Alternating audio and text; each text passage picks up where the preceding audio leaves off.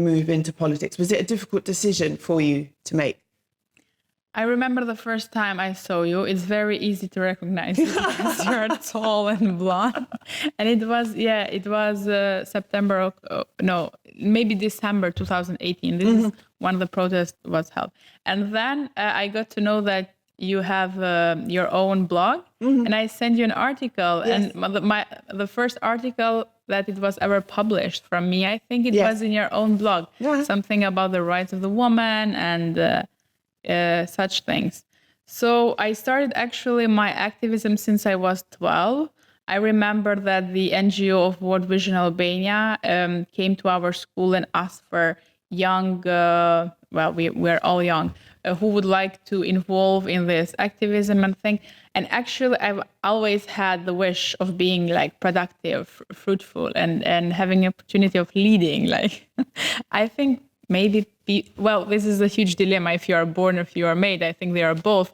But since I was a child, I wanted to be involved in doing things and giving things for the community, and being noticed for doing something fruitful and useful.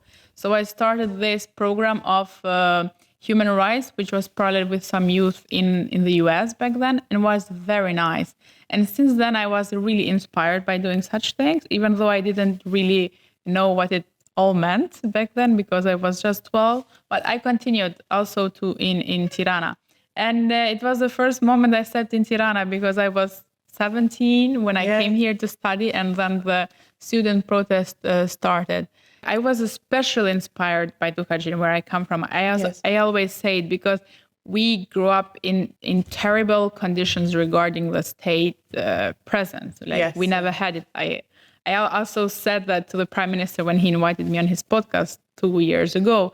So I said that we never had it. Forgotten by the state, essentially. I think they didn't even know that we exist.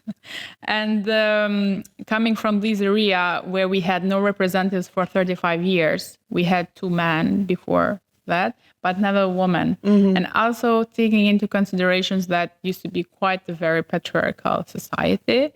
And I said, if I'm being offered, I cannot deny something that it was denied forever to my community.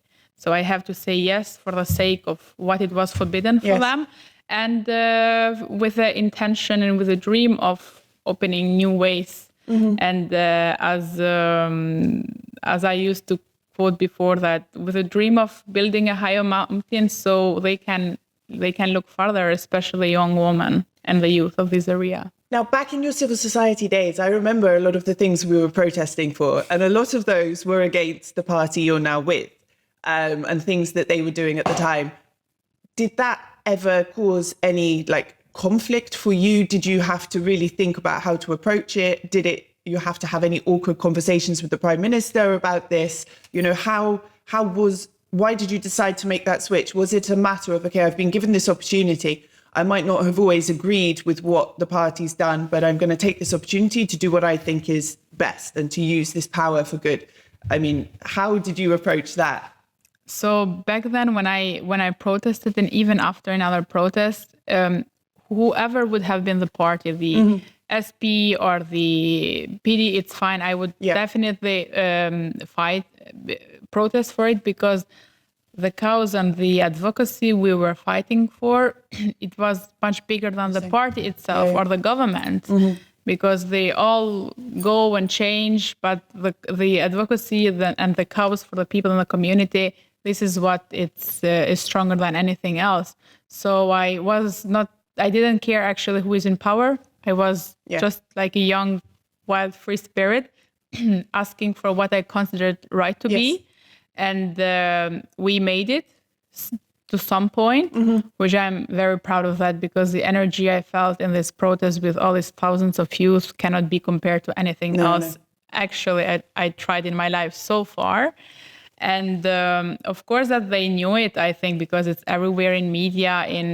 I was one of the frontiers, so I gave tons of interviews and I was publishing a lot of stuff in my social media. And then the transition of mine into politics came through enterprise, actually, not directly from civil society.